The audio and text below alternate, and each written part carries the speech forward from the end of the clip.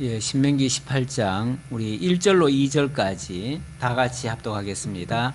레위 사람 제사장과 레위의 온 지파는 이스라엘 중에 분깃도 없고 기업도 없을지니 그들은 여호와의 화제물과 그 기업을 먹을 것이라. 그들이 그들의 형제 중에서 기업을 가지지 않을 것은 여호와께서 그들의 기업이 되심이니 그들에게 말씀하신 같으니라. 아멘. 예, 오늘 16장부터가 지도자 성별하는 규례인데요. 먼저 재판장을 이야기를 했습니다. 지도자 가운데 첫 번째는 재판장 얘기했고요. 두 번째는 왕을 이야기했어요. 그리고 오늘 세 번째는 바로 제사장을 성별하는 규례가 되겠습니다. 자, 제사장은 어떻게 거룩히 구별할 것인가 그 말이죠. 먼저 제사장을 거룩히 구별하기 위해서 제사장의 기업에 대해서 먼저 이야기를 하네요. 그리고 제사장이 먹을 음식, 응식이라고 얘기도 할 수 있죠. 응식. 본문에는 그걸 몫이라고 표현을 해놨는데, 참 몫이라는 표현은 왠지 약간 좀 느낌이 목 그러면은 뭐라고 할까요? 나눠 갖는 거 그렇게 생각이 드는데, 원래 먼저 성경에는 응식이라고 했어요. 응식은 하나님께서 마땅히 받아야 되는 그러한, 그러니까 제사장이 먹고 사는 그런 어떤 음식물이죠. 그거를 응식이라 그렇게 표현을 했는데, 이걸 몫이라고 해놓으니까 약간 느낌이 조금 몰라요. 우리 이거 선입견 때문에 그런지 몰라도 저건 약간은 좀 덜 좋은 것 같아요. 하지만 뭐 본문에 몫이라고 돼 있으니까 몫이라고 이해를 합시다. 자, 목 그러니까 마치 꼭 뭐 무슨 월급 받는 것 같은 느낌이네요. 그렇죠? 예. 제사장이 백성들에게 받을 몫은 이러하니 3절에 그렇게 나오는데, 자, 제가 방금 2절까지만 읽었죠? 2절에 보면은 그들이 그 전에 레위 지파는, 제사장과 레위 지파는 이스라엘 중에 분깃도 없고 기업도 없을지니, 분깃도 없고 기업도 없다. 분깃이 없다는 말은 자기 몫이 없다는 얘기예요. 그렇죠? 자기 몫이 없다는 얘기고, 또 기업도 없다는 말은 그가 뭔가 일궈야 될 그런 일들이 아무것도 없다는 거예요. 제사장에게는, 쉽게 말하면 제사장이나 레위인에게는 하나님이 따로 기업을 안 해줘요. 안 해주고 그들의 목도 따로 안 챙겨줘요. 그러니까 일반적인 거는 안 챙겨준다 그 소리죠. 일반적인 건 안 챙겨주는데, 그럼 아예 없는가? 아예 없는 건 아니고요. 일단 기업이 없다고 했는데, 분깃도 없고 기업도 없다고 했는데, 일단 기업에 대해서는 여호와께서 그들의 기업이 되심이니 이렇게 말합니다. 하나님이 기업이 되어 주실 거니까 별다른 기업이 필요 없다 그 얘기죠. 하나님이 기업이 되어 주실 거다. 사실 뭐 하나님이 기업이 되어 주신다면야 세상에 다른 기업 필요 없지요. 예. 다시 말하면 하나님이 다 책임져 준다는데 뭐 다른 게 무슨 필요 있겠어요? 그리고 분깃도 필요 없다는 거죠. 분깃도 뭐 하나님이 그 먹고 사는 거에 대해, 분깃이라고 하는 거는 일종의 몫인데, 그 먹고 사는 음식에 대해서는 하나님이 책임져 주시겠다는 건데요. 뭘로 책임져 주실 것인가? 어떻게 책임져 주실 것인가? 그들은 여호와의 화제물과 그 기업을 먹을 것이라 그랬어요. 여호와의 화제물. 그러니까 하나님 앞에 드리는 그 재물을 그들이 먹을 양식으로 주겠다 그 얘기예요. 그러니까 백성들 보고 너희들 하나님 앞에 제사 드리라 해놓고는, 하나님께 제사 드리고 나면 그 나오는 게 있을 거 아니에요. 그 하나님께 드리는 그 제사의 재물들, 그것들을 제사장한테로 다 돌린다는 거죠. 그러니까 하나님이 받으셔가지고 나한테 바쳐라 해가지고 하나님이 받으신 다음에 너희들이 먹으라 하고서 제사장이나 레위인들에게 준다는 거죠. 그러니까 그걸 하나님이 책임져 주시는 거예요. 왜 그러냐면, 제사장은 백성들 대신해서 하나님 앞에 서서 하나님을 섬기는 자니까. 그래서 그 일을 전무하라고, 다른 일 하지 말라고, 먹거리 위해서 애쓰고 또 다른 거 위해서 신경 쓰지 말고 오로지 너는 하나님 앞에서 하나님만 섬기라고. 그것도 백성들 대신해서 해야 되니까. 그래서 백성들 대신을 하려니까 백성들이 드리는 걸로 먹어야 되고, 그리고 하나님이 그 부분을 또 내가 알아서 책임져 줄게 하고서 백성들 보고는 하나님이 내놓게 하시는 거죠. 하나님이 왜 그토록 많은 제사를 드리게 했을까? 뭐하러 그렇게 복잡하게 제사를 드리게 했을까? 백성들로서는 어찌 보면 두 손 두 발 다 들게 하는 거예요. 우리는 어떻게 하나님 섬길 방법을 못 찾겠어요. 어떻게 해야 될지 모르겠어요. 근데 하나님이 이렇게 해라 저렇게 해라 하시면서 그걸 가지고 제사장을 주고 제사장이 대신 하나님을 섬기게 만들고, 이렇게 해서 전체 이스라엘 전체 공동체가 함께 살아갈 수 있도록 그렇게 하나님이 하신다는 거예요. 자, 그렇게 하시는데 그렇게 하시는 이유라고 할까요? 3절이죠. 3절. 제사장이 백성들에게서 받을 몫은 이러하니 곧 그 드리는 제물이 소나 양이나 그 앞다리와 두 볼과 위라. 그것이 제사장에게 줄 것이요. 또 내가 처음 거둔 곡식과 포도주와 기름과 내가 처음 깎은 양털을 내가 그에게 줄 것이니, 이 소나 양, 그 중에서도 앞다리 부분, 두 볼 부분, 그리고 처음 거둔 곡식, 포도주와 기름, 처음 깎은 양털, 여기 첫 것, 첫 제물, 첫 것은 하나님의 것이다. 하나님께서 일찍이 그 제물을 규정할 때에 제물 규례에서 그 얘기를 했어요. 첫 것은 하나님의 것이다. 그래서 하나님께 돌려라. 이건 내 거니까 하나님께 돌려라 라고 해놓고는 그걸 하나님께서 레위인들에게 주겠다는 거죠. 이스라엘 백성, 제사장에게 돌리겠다는 거죠. 그렇게 하고, 이는 내 하나님 여호와께서 내 모든 지파 중에서 그를 택하여 내시고, 왜 레위인, 그 중에서도 레위 제사장에게 그렇게 하나님이 따로 이렇게 챙기시는가 그 말이죠. 따로 이렇게 챙기시는 이유는 내 하나님 여호와께서 내 모든 지파, 바로 12지파 중에서 하나님이 그를 택하여 내신 자라는 거예요. 12지파 중에서 대표로 하나님을 섬기는 지파로 따로 골라냈다는 거죠. 그러니까 구별된 백성이라는 거죠. 구별된 자니까 그들에게 따로 하나님이 할 수밖에 없다 그 얘기예요. 택하여 내시고 그와 그의 자손에게 항상 여호와의 이름으로 서서 섬기게 하셨습니다. 여호와의 이름으로 서서 섬기게 했다. 여호와의 이름, 누구의 이름도 아니고 여호와의 이름. 그러니까 어떤 인간을 대신하는 게 아니에요. 인간을 대신하는 게 아니고 하나님의 이름으로, 하나님을 위해서 하나님 앞에서 이렇게 한다는 거죠. 그렇게 해서 항상 여호와의 이름으로 서서 섬기게, 항상 여호와의 이름으로 서서 섬기게. 이 말은 항상 섬긴다는 말은 한 번 섬기고 끝나는 게 아니고요. 영원히 섬긴다는 걸 가리키는 거예요. 영원히 섬길 걸 가리키는 거예요. 그리고 여호와의 이름으로 또 서서 섬기게 한다 그랬는데, 서서 섬긴다는 말은 항상 하나님 앞에서의 삶을 살게 한다는 거죠. 일반 백성들은 어찌 보면 제사장에게 맡겨놓고 그들은 평안히 앉아 있을 수도 있어요. 그런데 그 제사장은 하나님 앞에 서서, 그것도 항상, 그리고 여호와의 이름으로, 하나님의 이름으로 그렇게 했다. 그런데 이렇게 하신 것은 거기서 끝나는 게 아니라 장차 하나님의 이름으로 오셔서 영원한 대제사장이 되셔서 영원토록 백성들을 대신해서 하나님을 섬겨주실 그 메시아를 예표하는 그러한 모습입니다.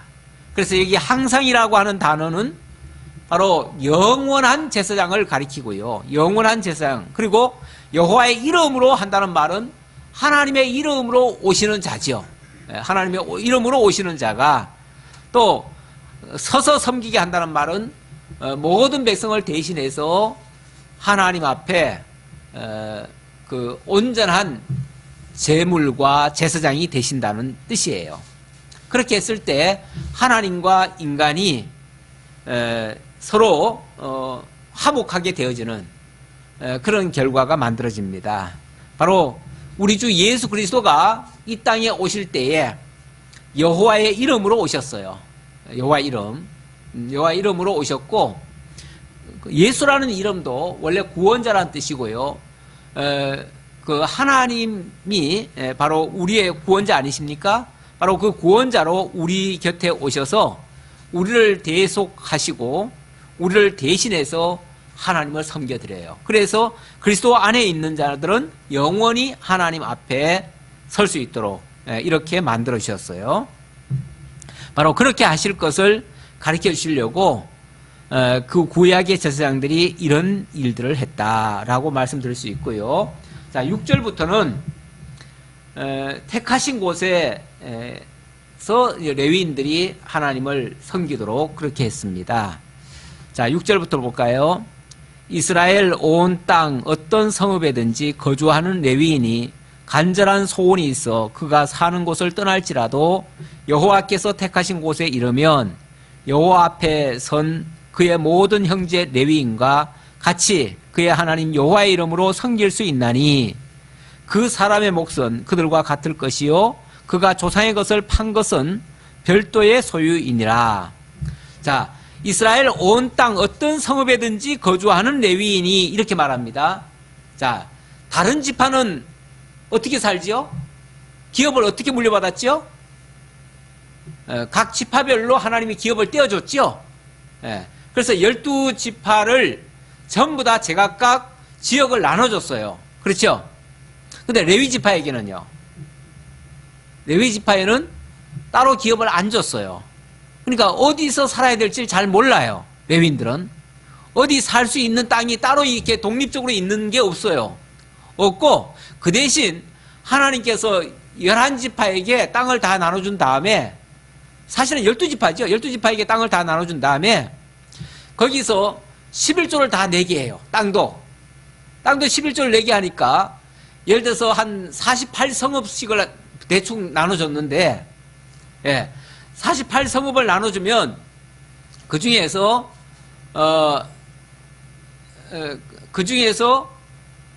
몇 개입니까? 한 4개나 5개 그렇게 되나요? 그런 성읍은 11조로 도로 하나님 앞에 내어놓는 거예요. 내어놓으면 그 지역을 거룩히 구별을 합니다. 그곳을 거룩히 구별을 해가지고 그곳에 레위인들이 살도록 합니다. 살도록 하고, 또 거기에 한 중간에는 뭐가 있냐면은 그 중간에 도피성을 만들어 놔요. 도피성을 만들어 놓고 그 도피성을 중심으로 해가지고 레위인들이 거기서 모여 살게 합니다. 그리고 이스라엘 백성들이 무슨 일이 터지면은 도피성으로 달려가게 하고, 그 도피성에 제사장이 항상 있어가지고 거기서 그들을 돌보아 주면서 그들이 드리는 그 재물을 받아가지고 살도록, 이렇게 이제 앞으로 지역이 다 흩어질 거니까 그렇게 이제 다 제각각 흩어져서 살도록 이렇게 했어요. 레위인들은 그래서 한 곳에 모여 살 수가 없습니다. 그런데 아무래도 중앙이라고 하는 예루살렘 외에도 전국에 많이 흩어져 있지요. 흩어져 있다가 그곳에서 하나님을 섬겨야 될 일이 있다면 그곳에서도 섬길 수가 있고, 그곳에서도 하나님이 주시는 기업을 받아서 사용할 수 있다. 그런 얘기예요. 이거는 아주 특별한 사례죠. 다른 기업들은 다 자기 구역에서 이렇게 사는데 레위인들은 전국에 흩어져서 이렇게 살고, 흩어져 살다 보니까 원하면 또 그쪽으로는 이동할 수 있다는 거죠. 근데 사실은 도피성이라는 게 전국에 12개가 있는 게 아니고 6개밖에 없어요. 6개밖에 없으니까 일부는 도피성이 없는 곳이 있고 또 일부는 또 도피성이 있기도 하고 그러잖아요. 그러다 보니까 레위인들은 약간의 이동이 필요할 수가 있어요. 경우에 따라서. 그래서 아마도 이 레위인들에게는 그들이 원한다면 그 도피성이 있는 곳으로 가서 거기서 하나님을 섬길 수 있다. 이제 이런 얘기예요. 그리고 그들에게는 또 특별히 물론 그 부모가 예를 들어서 가진 것이 있다면 그것은 또 이렇게 물려받을 수 있다. 아예 기업이 없는 게 아니라 아까 그랬잖아요. 그 성읍도 48성읍씩을 다 나눠줬지만 그 중에서 일부는 또 이렇게 돌려받았잖아요. 11조로 받은 거 있잖아요. 그 받은 거 가지고 레위인들끼리 또 이렇게 하나님이 분배를 해준 것 같아요. 그래서 그건 이미 백성들이 11조로 낸 거를 가지고 나눠준 거예요. 그러니까 그거 전혀 없는 건 아니고요. 그래서 하나님이 나눠주신 거는 있어요.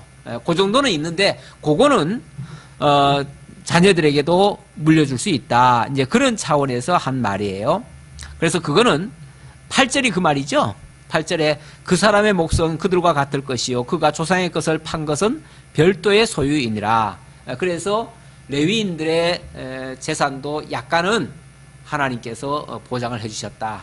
물론 그거는 하나님께서 받으신 거를 다시 나눠준 거예요.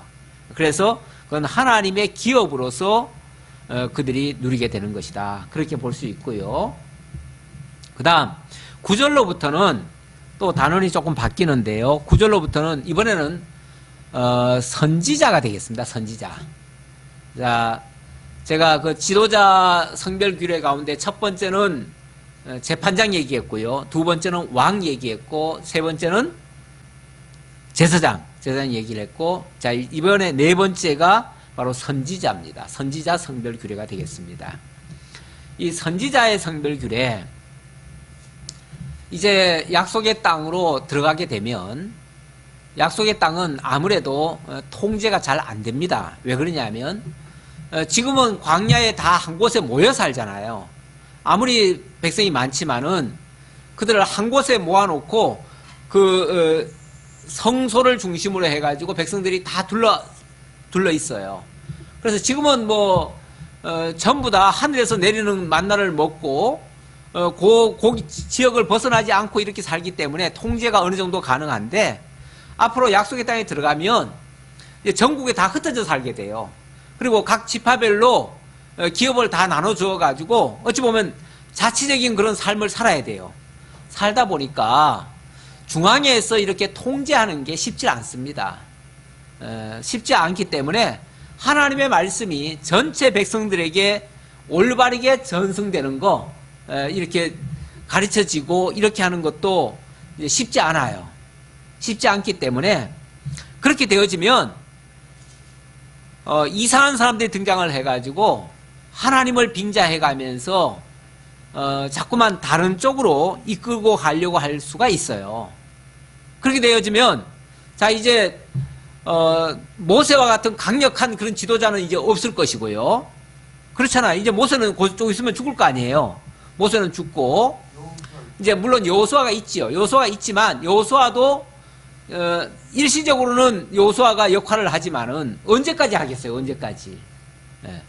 그렇게 되어지다 보면 점차 강력한 지도자는 이제 사라집니다. 사실 여호수아도요, 모세가 요단 동편 땅까지 인도했고요. 그리고 여호수아는 요단 서편 땅을 건너서 땅을 정복하는 데까지 역할을 합니다. 그리고 땅을 정복해 놓고 나면 여호수아의 역할도 사실은 일이 끝나요. 끝나고 나면 그 다음부터는 이제 사사시대로 넘어가는데, 사사시대 때는 뭐 한마디로 지도자가 없는 시대예요. 오죽하면 백성들이 자기 소견에 옳은 대로 행하였더라 이렇게 말하잖아요. 사사시대를 한마디로 압축해서 말하면 백성들이 자기 소견에 옳은 대로 행한 그런 시대예요. 그러니까 사실 한마디로 말하면 엉망진창이죠. 일사불란하지 않아요. 왜 그러냐면 강력한 지도자가 없는 거예요. 강력한 지도자를 없으니까 원래 강력한 지도자가 정말 중심되는 그런 말씀을 가지고 전체 백성들이 일사불란하게 따라오도록 이렇게 가르치지 않으면요, 천방지축처럼 제멋대로 하게 되어집니다. 그래서 혼란스러워져요. 그럴 때 필요한 자가 누군가? 그때 참 선지자가 필요한 겁니다. 하나님의 음성을 들려주면서 정말 강력하게 하나님의 경고도 보여주고 하나님의 말씀을 들려주고 그래서 하나님의 뜻을 따라오도록 그렇게 할 지도자가 필요해요. 그래서 선지자가 필요한데 문제는 참 선지자가 필요하다면은 가짜가 많다는 뜻이기도 해요. 네. 가짜가 많기 때문에 참 지도자가 또 필요하다는 얘기예요. 역설적으로 말하면. 자, 그래서 15절부터는 가짜 선지자들이 많이 등장할 수도 있는데 그들을 주의하라고 경계를 하고 그리고 하나님께서 세우시는 참 선지자의 말만 들으라 이렇게 당부하시는 말씀이 되겠습니다. 자, 그래서 참 선지자를 세우시겠다는 약속의 말씀인데요. 자, 9절로부터 우리 한번 조금 교독을 해볼까요? 내 하나님 여호와께서 내게 주시는 땅에 들어가거든 너는 그 민족들의 가증한 행위를 본받지 말 것이니 그의 아들이나 딸을 불 가운데로 지나게 하는 자나 점쟁이나 기륭을 말하는 자나 요술하는 자나 무당이나 진언자나 신접자나 박수나 초혼자를 너희 가운데 용납하지 말라. 이제 우선 11절까지요. 자, 일단 이스라엘 백성들이 들어갈 그 땅은 어떤 땅이죠? 가나안 땅. 뭐 요즘같이 어디 신도시입니까? 새로 뭐 건설해 놓은 깨끗한 그런 신도시입니까? 여리고성을 거쳐야 아니에요. 그것은 기존에 가나안 사람들이 붙어서 살던 곳이에요. 그들이 장악하고 그들이 문화를 일구고 각종 역사와 전통을 자랑하던 그런 도시예요. 그렇죠? 그러다 보니까 기존에 가나안 사람들이 살아왔던 생활 양식들이 있어요. 그 양식들은 대부분의 이방인들이 어떻게 살아왔습니까? 지금도 동남아시아나 이런 데 가보면 우리가 봤을 때는 참 미개할 정도로 그렇게 살아가는 방식들이 있어요. 인도 같은 데는 아직도 소를 마치 신처럼 그렇게 떠받들고 있고요. 또 어디 가면은 막 그 불상들 또 불교 국가 또 그 불상을 그렇게 많이 만들어 놨고 어디는 또 힌두교 같은 데는 보면은 막 온갖 뭐 별놈의 진짜 그 동상들이 다 붙어 있어요. 거기도 막 성적으로 굉장히 어지럽고 복잡하고 더럽고 막 추하고 또 어디 가면 또 막 뱀을 그렇게 또 모셔놓고 그렇게 섬기는 데도 있고 좌우간 이 종교라고 하는 게요. 제대로 된 종교가 아니면요. 진짜 하나님, 영원하신 하나님을 모시는 종교가 아니라면 얼마나 지저분한지 몰라요. 얼마나 더럽고 추하고 정말 불결한지 몰라요. 예. 그런 식의 그 문화들이 뿌리를 내리고 있습니다. 그러다 보니까 그것들을 지배하고 다스리고 주장하는 자들이 있죠. 그런 자들이 여기도 이제 소개가 되고 있는데요. 예를 들면 뭐 점장이나 또 기륭을 말하는 자나 요술하는 자나 무당이나 진언자나 신접자나 박수나 초혼자 뭐 혼을 불러가지고 뭐 어쩌고 저쩌고 하는 거 이런 것들 우리 옛날에 기독교가 한국에 들어오기 전에는 한국도 그랬어요. 우리나라 조선도 그런 모습이었어요. 그런 모습이었는데 정말 참 기독교가 들어오고 나서부터 그런 참 우스꽝스럽고 미련한 그런 모습들은 다 사라져 버렸어요.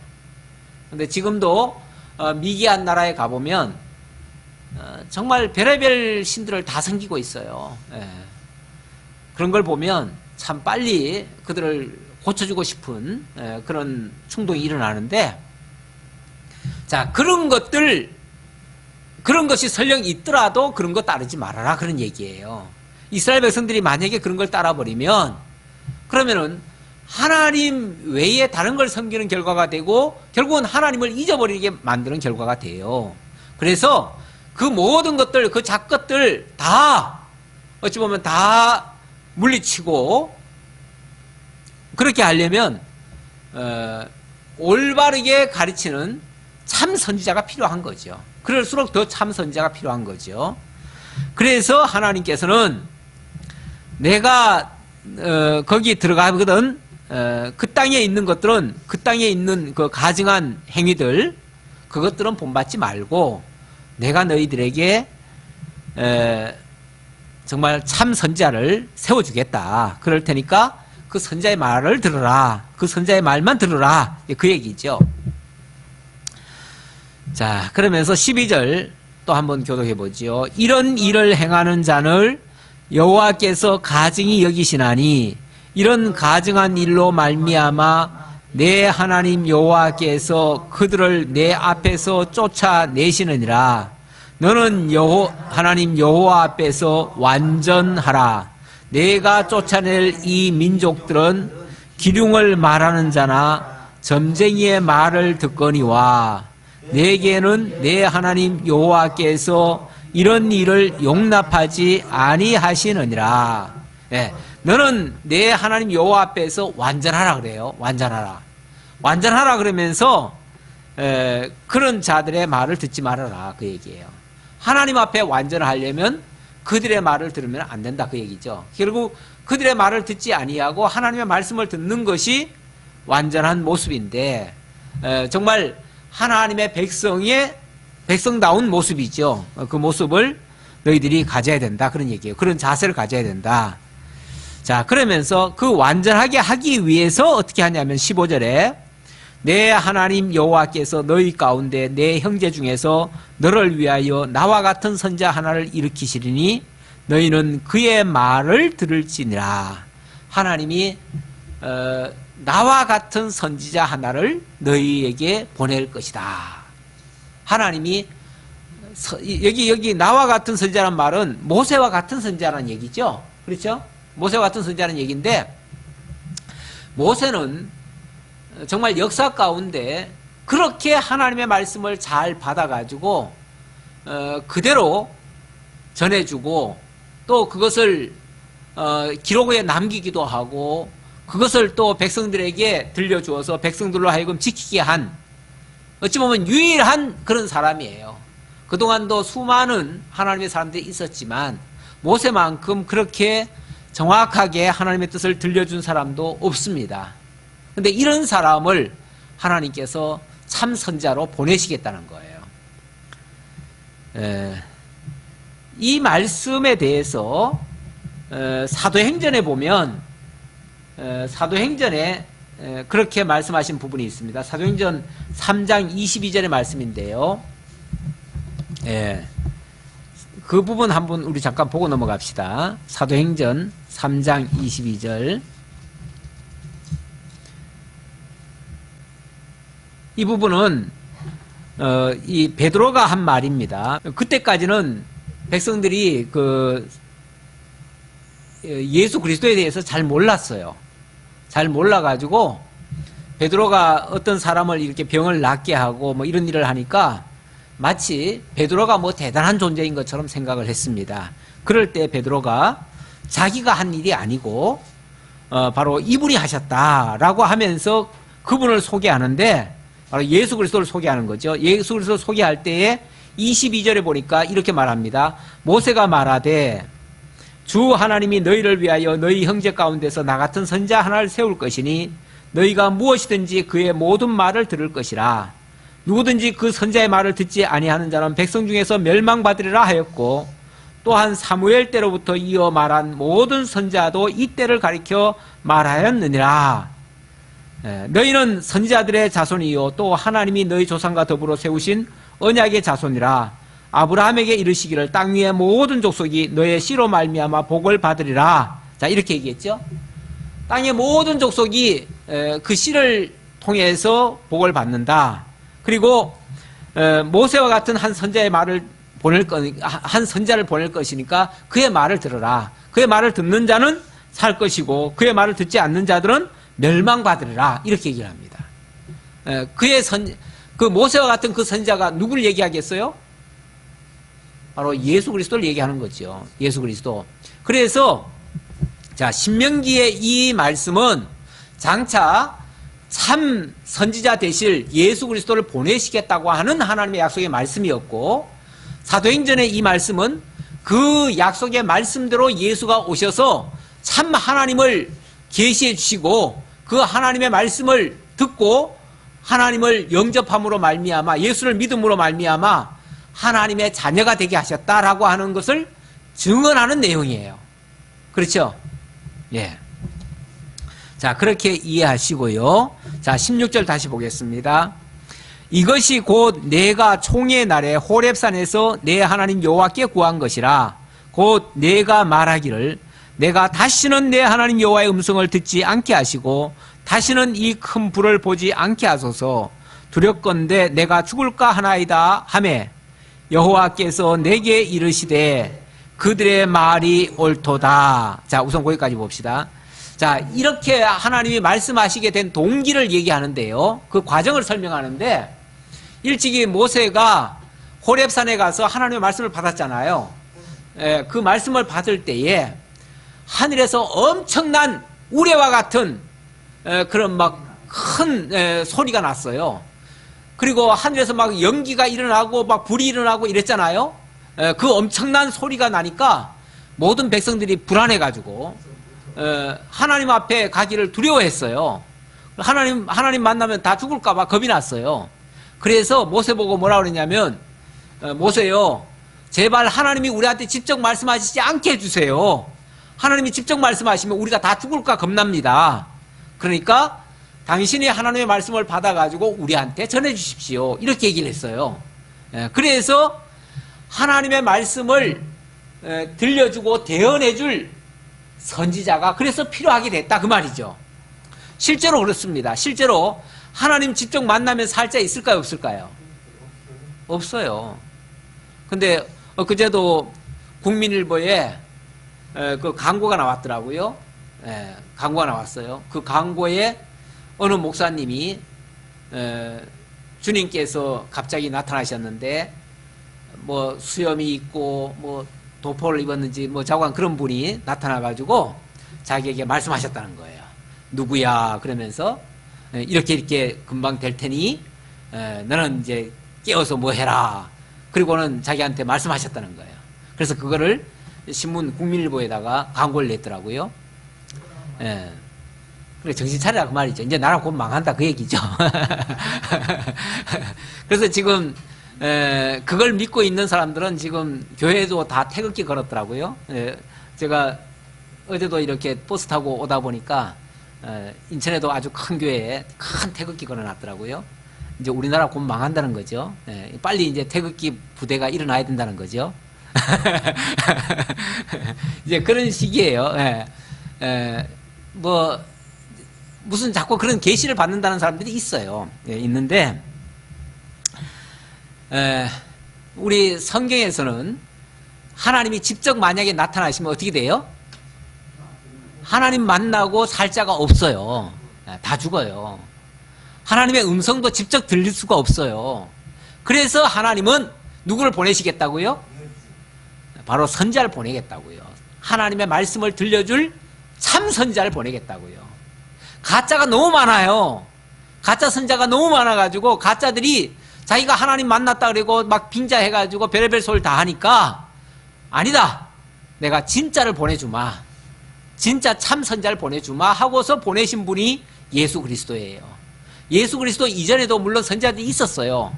아까도 그런 얘기 했지요. 사무엘 때로부터 수많은 선지자들이 왔는데 그 수많은 선지자들이 누구를 가리켰다고요? 바로 이 예수, 이 참 선지자, 이분이 진짜 참 선지자다. 다른 선지자들은 이 선지자를 가리켜주기 위해서 예표적으로 오는 선지자에 불과하다. 이런 얘기를 했어요. 그러니까 다른 모든 선지자들은요, 참 선지자 예수 그리스도를 예표하는 사람들이에요. 예표하는 사람들이고 진짜 선지자는 오직 하나, 한 분이신데 그가 바로 예수 그리스도다 그 말이에요. 그가 진짜 하늘에서 오신 선지자예요. 하늘에서 오신 선지자. 그래서 예수님이 이 땅에 오셨을 때에 뭐라고 그랬습니까? 회개하라 천국이 가까웠느니라 이렇게 얘기를 하죠. 회개하라 천국이 가까웠다. 천국이 왔다 그렇게 얘기를 하죠. 천국이 왔다. 하나님의 아들 예수 그리스도, 그러니까 예수 그리스도가 천국으로 이 땅에 오셨음을 선을 하십니다. 선을 하시고 예수는 그래서 이 땅에서 난 자가 아니라 하늘로부터 오신 자예요. 하늘로부터 오신 자. 오신 자로서 참 선지자임을 증거를 하는 거예요. 자, 그러면서 자, 다시 본문으로 돌아가면요. 그래서 하나님이 직접 들으면은 모든 백성들이 다 죽을까봐 제발 당신이 우리한테 전해 주십시오라고 해서 모세가 대신 들려줬는데 그와 같이 장차도 모세와 같은 선지자가 올 것이다. 하나님의 음성을 직접 들으신 분, 직접 가지고 오시는 분, 그분의 말씀을 들으라 그 얘기예요. 자, 18절 보겠습니다. 내가 그들의 형제 중에서 너와 같은 선자 하나를 그들을 위하여 일으키고, 그들의 형제 중에서 너와 같은 선자 하나를 그들을 위하여 일으키고, 그와 같은 선지자 하나예요. 하나. 유일한 선자. 둘도 아닌 하나의 선자를 그들을 위하여 일으키고 내 말을 그의 입에 두리니, 하나님의 말씀을 그 입에 둔다는 거죠. 내가 그에게 명령하는 것을 그가 무리에게 다 말하리라. 누구든지 내 이름으로 전하는 내 말을 듣지 아니하는 자는 내게 벌을 받을 것이요. 자, 그래서 누구든지 내 이름으로 전하는 내 말, 내 이름, 아까도 여호와의 이름 그랬죠. 바로 예수 그리스도는 여호와의 이름으로 오시는 자요. 그래요. 예수님이 예루살렘에 입성하실 때에 어린아이들이 뭐 했죠? 호산나 호산나 그랬죠. 여호와의 이름으로 오시는 자요. 그렇게 얘기를 하죠. 여호와의 이름으로 오시는 자요. 호산나 하더라. 이렇게 얘기를 했죠. 바로 호산나라는 단어 자체가 여호와의 이름으로 오시는 이예요. 여호와의 이름으로 오시는 이가 누굽니까? 바로 예수 그리스도예요. 예수 그리스도. 그래서 참 구원자로 오시는 분이에요. 그래서 유일한 선자예요. 참 선자는 둘도 없어요. 오직 한 분이에요. 한 분이고 내 이름으로 오시는 자, 다시 말하면 예수 이름으로 또는 하나님의 이름으로 오시는 자, 그분의 말을 듣지 아니하는 자는 내게 벌을 받을 것이요 그랬죠. 그래서 그 예수를 믿지 않는 자, 그 예수를 영접하지 않는 자가 누구예요? 그렇죠. 그들이 바로 심판받기로 작정된 자들이에요. 예수를 영접하지 않는 자들이 죄인들이에요. 죄인들. 죄가, 우리가 무슨 도덕적인 죄를 가지고 자꾸 얘기를 하지만은 진짜 가장 큰 죄는요, 성령을 거부한 죄고 예수를 믿지 않는 죄예요. 그 죄가 가장 큰 죄고, 그게 예수 그리스도의 말씀을 듣지 않는 거예요. 예수 그리스도의 말씀을 듣지 않는 것은 예수 그리스도가 여호와의 이름으로 오셨고 하나님의 말씀을 전해주는 자이기 때문에 결국은 하나님을 거부한 자예요. 그래서 가장 큰 죄인이 되고, 그래서 멸망을 받을 수밖에 없다 그 얘기예요. 이 내용은 아까 사도행전에서 제가 증거해드렸던 그 말씀과 똑같은 얘기예요. 그걸 그대로 이루어졌다는 걸 여기서는 예언한 내용이고 거기서는 이루어졌다는 것을 증명한 내용이에요. 20절입니다. 만일 어떤 선지자가 내가 전하라고 명령하지 아니한 말을 제 마음대로 내 이름으로 전하든지 다른 신들의 이름으로 말하면 그 선자는 죽임을 당하리라 하셨느니라. 이렇게 하나님의 이름으로 한 선자를 하나님이 보내실 건데, 그 선자 말고 어떤 사람이 하나님의 이름으로 왔다고 하면서 하나님을 빙자하든지 아니면은 또 다른 제3의 어떤 그 이름으로 그렇게 전하는 일이 있다면 그 사람은 마땅히 죽을 자들이다. 왜요? 하나님을 회방하는 자니까. 하나님의 이름을 회방하고 하나님의 뜻을 왜곡시키는 자니까 그 말이에요. 내가 마음속으로 이르기를 그 말이 여호와께서 이르신 말씀인지 우리가 어떻게 알리요 하리라. 자, 그런데 이렇게 선지자가 와서 하나님의 이름으로 경고를 하고 하나님의 뜻을 알려줘도 솔직히 선지자가 예를 들어서 여럿이 있다고 칩시다. 여럿이 있으면은 누가 진짜 선지자인지 어떻게 알 거예요? 그렇죠? 알 수가 없죠. 예. 그렇게 생각하고 저 사람이 진짜 하나님의 선지자인가? 아니지 않는가? 이렇게 의심할 수도 있다는 거죠. 그거야 누구든지 그렇게 생각하는 게 정상이죠. 아무나 와가지고 내가 하나님의 이름으로 왔다 그러면 무조건 다 들어줘야 되나요? 다 믿어야 되나요? 아니, 세상에 가짜가 얼마나 많은데요. 뭐 문재인 대통령을 빙자한 사람도 있고 뭐 전 대통령을 빙자해가지고도 사기를 쳤더라고요. 뭐 4억 5천이나 쳤더라고요. 네. 세상에 대통령 이름만 팔아도 4억 5천을 버는데 하나님의 이름 빙자해가지고 얼마나 사기치는 사람이 많이 있겠어요. 예. 제가 아까도 예를 들었지만은 진짜 가끔씩 그렇게 하나님께서 자기한테 계시해 주셨다 그러면서 구체적으로 그 하나님이 어떻게 나타나셔가지고 어떤 모양으로 자기한테 얘기했는지 그렇게 형용한 사람들도 있어요. 근데 지금 그렇게 하는 자가 있다면 그건 사실은 다 가짜입니다. 다 가짜예요. 하나님이 그런 식으로 지금 무슨 뭐 꿈속에 나타나가지고 전해주고 이런 거 아니에요. 왜냐하면 하나님은 특별 계시로 당신의 뜻을 다 알려주셨어요. 예수님이 이 땅에 오셨던 것은 그때는 특별 계시가 기록되기 전이에요. 그렇기 때문에 예수님이 직접 오셔야 되는 것이고요. 예수님이 직접 오신 그 사실 전체를 자세히 기록하고 그걸 우리들에게 들려주었기 때문에 어찌 보면 지금 우리가 접하고 있는 이 성경 자체가 그때 예수님이 하셨던 모든 일들이고요. 그때 하나님의 이름으로 오셔서 행한 모든 일들을 기록해 놓은 증명서들이에요. 증명서들. 그래서 우리는 이 성경을 정말 하나님의 특별한 계시의 말씀으로 받고 이 성경 외에 다른 것은 우리가 믿지 않아요. 이 성경만이 유일무이한 하나님의 증거의 말씀이에요. 이 증거를 빼고 직접 나타났다 하면 그거는 오히려 믿을 수가 없어요. 왜냐하면 진짜 참 선지자는 누구니까요? 예수니까. 그래서 예수에 관계되는 것만 진짜 믿을 수 있지 예수와 무관한 것들은 믿을 수가 없어요. 근데 예수님은 2000년 전에 이 땅에 오셔서 우리에게 이 성경책을 기록하게 하셔서 남겨주셨잖아요. 그리고 당신의 증언을 다 해주셨잖아요.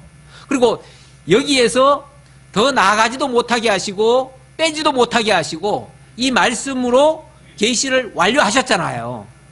그래서 이 성경을 통해서만 예수를 온전히 증거해 주셨잖아요. 구약의 모든 성경도 내게 대하여 증거하는 것이라고 했고 신약 모든 증거의 말씀도 결국 예수님으로 말미암아 이루어진 일들이에요. 전부 다. 그래서 우리는 이 모든 것이 다 예수님이 하나님의 말씀을 우리들에게 들려준 그 내용이에요. 그렇게 받아들여요. 그래서 이것 빼고 다른 걸 지금 와서 믿으라고 하면 그건 다 가짜예요. 그건 거짓 선지자예요. 만약 그렇게 주장하는 자가 있다면 그건 거짓 선지자예요. 그런 자들은 앞에서 오히려 죽임을 당하리라 그랬어요. 죽임 당할 죄인들이에요. 자, 22절. 그러면은 도대체 참 선지자가 온다면 이제 참 선지자는 이제 우리는 이미 답을 알고 있죠. 그 참 선지자가 예수 그리스도라는 거. 자, 답을 알았어요. 알았는데 자, 그가 왜 참 선지자입니까? 하나님의 아들이 아니, 하나님의 아들인 건 또 어떻게 압니까? 하나님 구약 때부터 예언이 돼 있어요. 신약 때. 바로 그거지요. 약속대로 온 자지요. 나와 같은 자, 아까 그렇게 얘기했는데 그 하나님이 약속한 그 예언대로 오신 자라야 그분인 거죠. 그 예언되지 아니한 대로 오셨다면은 그는 그거 아니죠. 그래서 22절에 그 증거를 이렇게 얘기합니다. 만일 선지자가 있어 여호와의 이름으로 말한 일에 증언도 없고 성취함도 없으면, 자, 증언도 없고 성취함이 없다면 그는 믿을 수가 없다 그 말이죠. 그는 참 선지자가 아니다 그 말이죠. 그러니까 참 선지자라면 참 선지자인 증표가 있어야 돼요. 표적이 있어야 돼요. 예수라는 분이 이 땅에 오셨는데 그가 하나님의 아들 그리스도 참 선지자라고 하는 표적이 있어야 돼요. 표적. 그 표적은 하나님이 언약하신 말씀 그대로 이루어지는 일들이에요. 근데 예수님은 하나님의 언약대로 오신 게 맞나요? 그대로 이루신 일이 맞나요? 다 맞지요. 구약 성경에 예언된 그대로 예수님이 오셨고, 그래서 그 대표적인 것이 뭐죠? 처녀의 몸에서 예수라 하는 그리스도가 태어나시는 거죠. 그런 모습으로 또 구유에서 나시죠. 그 구유에서 나시고 또 천군 천사들이 그것을 증언해 주고 있고, 여러 가지 뭐 하나하나. 그래서 성경의 그 사복음서에 보면 예수님이 무슨 일을 하셨는데 그 모든 일들은 그건 하나님의 표적이에요. 표적. 그러니까 예수가 그리스도이신 표적으로서 이루신 일이에요. 그래서 성경을 이루려 하심이라 이렇게 말하죠. 항상 무슨 일을 하고 나면 이는 성경에 예언된 말씀을 이루려 하심이라. 그래서 성경을 이루신 자, 바로 예수가 하나님의 아들 그리스도이심을 증명한 내용이에요. 그게 바로 증언도 있고 성취함도 있는 거예요. 그런데 만약에 그것이 없다면, 다시 말하면 성경대로 되어지지 않는 자라면 그거는 가짜죠. 가짜. 그래서 여호와의 이름으로 말한 일에 증언도 없고 성취함도 없으면 이는 여호와께서 말씀하신 것이 아니요 그 선지자가 제 마음대로 한 말이니 너는 그를 두려워하지 말지니라.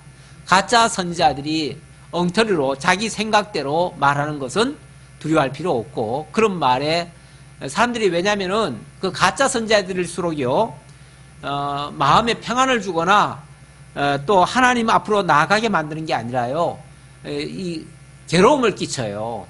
이 불안을 야기시켜요. 왜냐하면 이 가짜들은 두려움을 줘야 그 말에 막 복종을 하거든요. 그래서 일부러 그렇게 해요. 왜 절간에도 가보면 입구에 들어갈 때 뭐가 있어요? 뭐 4대 철학 같은 게 있지요. 막 도끼나 뭐 칼이나 뭐 들고 있죠. 곧 뭐하게? 곧 죽일 것처럼. 그래서 사람이 그 안에 들어가는 순간, 문턱을 딱 넘는 순간 기가 팍 죽어요. 기가 팍 죽어가지고 그 안에는 시키는 대로 그냥 할 수밖에 없도록 이렇게 만드는 거죠. 사람에게 기를 죽이는 거, 이게 사실은 가짜들이 하는 행위들입니다. 그래서 가짜들은 항상 두려움부터 끼치죠. 공포부터 끼치죠. 겁부터 줘요. 겁부터. 그래서 율법으로 먼저 정죄부터 하고 막 공포심을 심어주고, 그런 다음에 자기가 마치 해방자인 것처럼, 자기가 해방시켜 줄 것처럼, 그 문제를 해결시켜주는 해결자인 것처럼 그렇게 행세를 하지요. 그런 것들은 다 가짜입니다.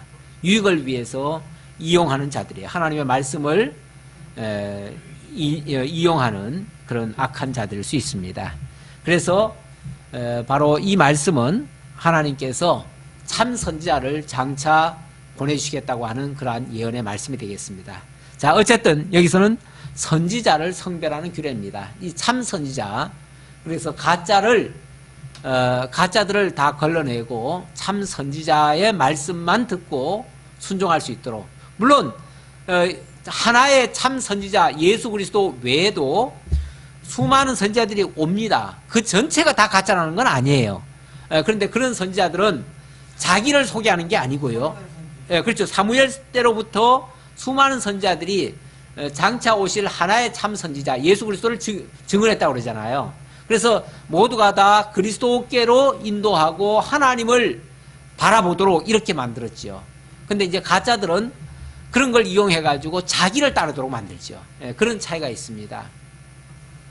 근데 가끔 요즘도 가짜들이 무슨 말들을 하냐면 이 말씀을 인용해가지고 여기 참 선지자는 증언도 있고 성취함도 있다 이런 말을 하면서 자기에게는 어떤 능력이 나타난다. 그거 가지고 무슨 능력처럼, 능력 행사하는 것처럼, 그래가지고 자기에게는 자기가 말을 하면은 안전뱅이가 일어나고 송행이 눈을 뜨고 벙어리가 말을 하고, 그러면서 자기에게서는 이런 증언이 있다, 능력이 있다.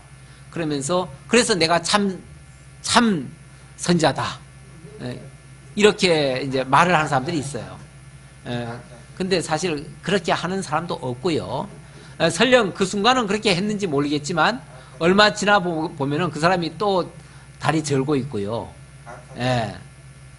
그 순간에는 또 그렇게 뭐 서로 짜고 하는지 어쩌는지 자고 그까지는 자세히 모르겠는데 그런 예가 많아요. 예. 그런 예가 많은데 그런 사람을 많이 따라갑니다. 얼마 전에도 한 목사가 잡혀 들어갔잖아요. 그래서 지역 지금 살고 있어요. 그 사람은 엄청나게 왜냐하면은 그런 걸 이용해 가지고 성도들을 뭐 한 10여 명 그렇게 농락하고 또 재산도 많이 빼앗고 또 교회 돈을 아마 한 뭐 100억인가 얼마를 횡령을 했어요. 큰 교회죠. 큰 교회인데 은근히 자기를 늘 그런 식으로 자랑을 했어요. 자기는 그래서 안전벨트도 일으키고 뭐 소경도 눈뜨게 하고 뭐 온갖 일을 다 한다. 그래서 자기는 그런 능력자다. 그래서 자기는 진짜다. 그거 못하는 목사들은 다 가짜들이다. 이렇게 이제 강조를 해왔던 사람들이죠. 그러다 보니까 거기에 뭐 수만 명이 몰려 들어갔어요. 그래서 그 큰 교회를 이루고 있는데 결국 그러다가 이제 뒤늦게 이제 그게 가짜임이 드러났지요. 드러났는데 여전히 교인들은 거기 있어요. 우리 목사님이 설마 그러겠느냐 그러고 지금도 자기들은 믿습니다 하고 있어요. 그런데 가짜들이 너무 많습니다. 사실은 가짜들이 너무 많은데 성도들은 정말 이 예수 그리스도가 성경을 통해서 우리들에게 온전히 자기를 계시해 주시고 다 밝혀 주셨음에도 불구하고 여전히 성경을 믿는 게 아니라 자꾸 사람을 따라가요. 그런데 사람을 따르면은 어떤 사람도 믿을 만한 사람은 없습니다. 대형 교회들 지금 큰일 났어요. 지금 막 계속해서 비리들이 자꾸 터지고 서울에 그 3천억 들여가지고 예배당 지어놓은 그 큰 교회의 목사도 그제 대법원에서 판결이 뭐라고 내렸냐면은 목사 자격증 없다고 그 가짜라고 판결을 내렸어요. 판결 내렸어요. 대법원에서.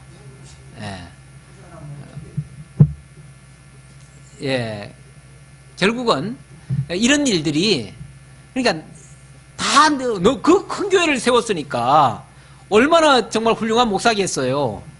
그런데 뭐 따지고 보니까는 그 자격도 없더래요. 목사 자격이 안수 제대로 받은 흔적이 없대요.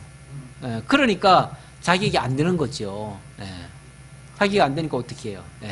이렇게 그러니까 자꾸 어떤 외형적인 걸 보고 진짜처럼 믿으면 안 된다는 걸 제가 말씀드리는 거예요.